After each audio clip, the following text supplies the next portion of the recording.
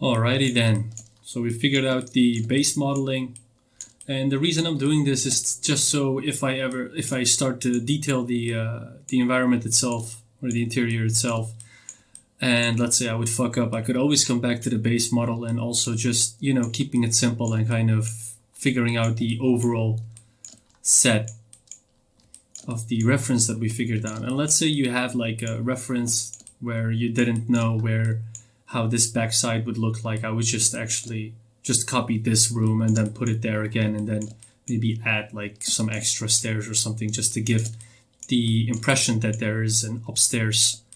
And our next step right now would be figuring out a composition and coming up with a basic light, so that from that point on we can know how our basic scene and composition looks like, so that once we start doing the texturing and asset collection, we always have like a strong base to work upon. And so I was thinking maybe like a composition from this point, from the third here, so that we can see like the other room, this side, and this opening here. And there's a lot of storytelling that we can play around with once we figure the composition. But let's say I would have like I'll give you an example.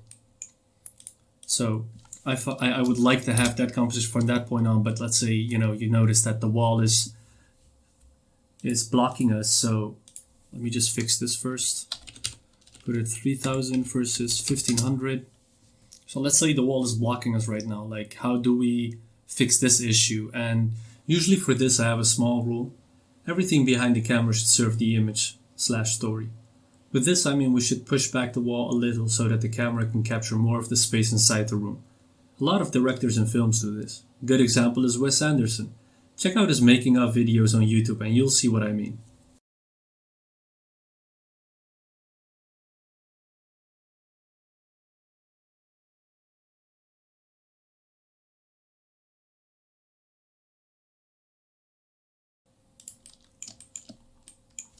Just merge it.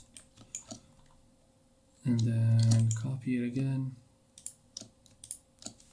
merge it. So what I'm doing right now is I'm gonna make a new wall. And you notice outside of the scene itself, it doesn't really, I'm not really trying to be super precise, because obviously I don't know how the upstairs look like, but because our composition is from the first floor, it doesn't really matter as long as you figured out the first floor. So alright, we made this wall. What I'm gonna do is I'm gonna subtract this using Boolean, just so it's correct to our windows here. Delete this. Let's see where our camera is. Somewhere around here. And what I do then is hide this one as well. Go to edit mode, extrude.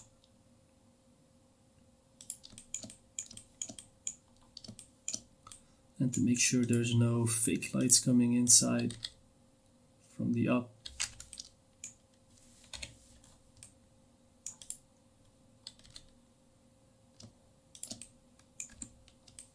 Alright, let's see if this one is tight here as well. Yes, it is. So if we go to our camera right now, voila, you see all of a sudden we have a space. And the thing is this is where the magic of 3D comes in, is we don't need to know what's in front of the camera, because obviously this is our composition. But let's say if my composition were to come from this side, then obviously you keep the original wall and then you play around with the wall behind the camera. So it doesn't really matter what's behind the camera as long as it serves your story and your composition.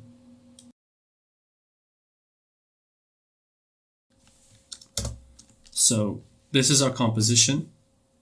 And the cool thing is, if you go to navigation and then walk navigation, and all the first person shooters, they would know how to walk with this. So it's like with W you go forward, With S, you go backward. With A, you go to the left. With D, you go to the right.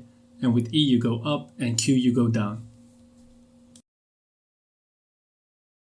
This way, with your mouse, you can play around in which direction you want to kind of, finalize the composition. And like something like this, where it shows as much information as possible.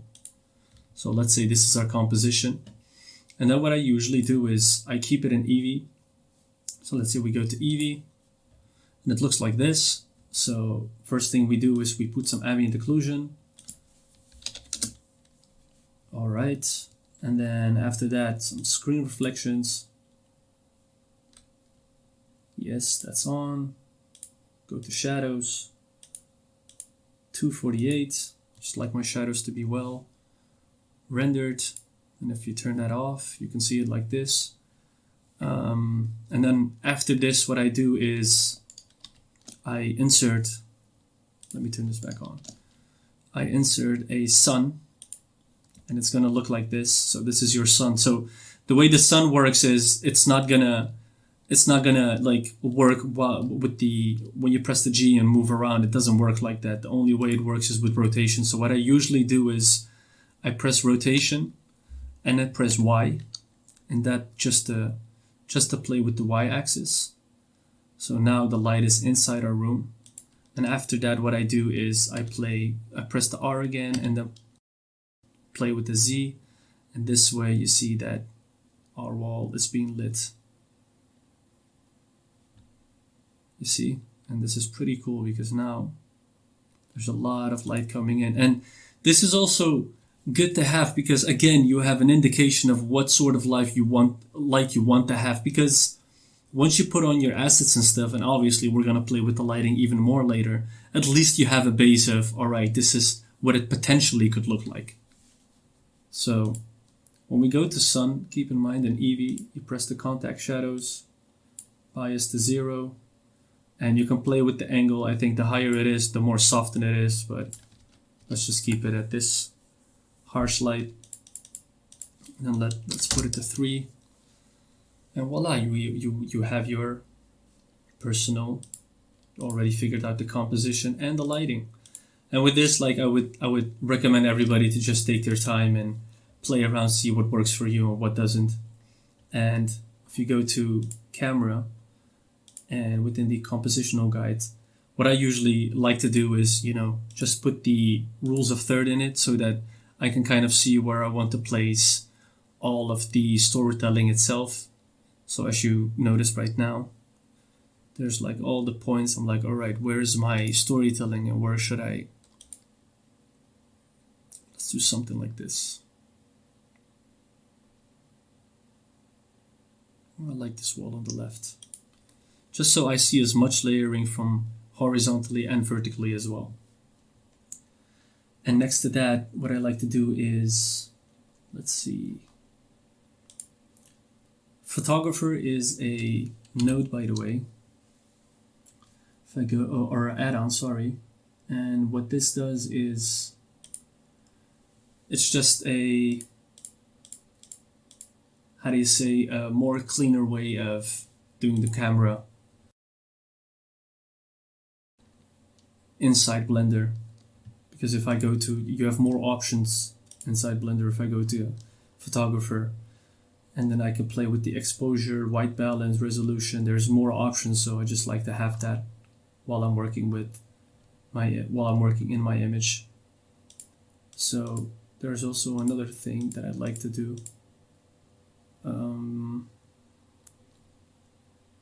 which is just to check how my composition actually looks like, and I'm not, and then if we turn it off, voila. You have a great base to start your image with, and now we can move forward to the texturing phase. See you there.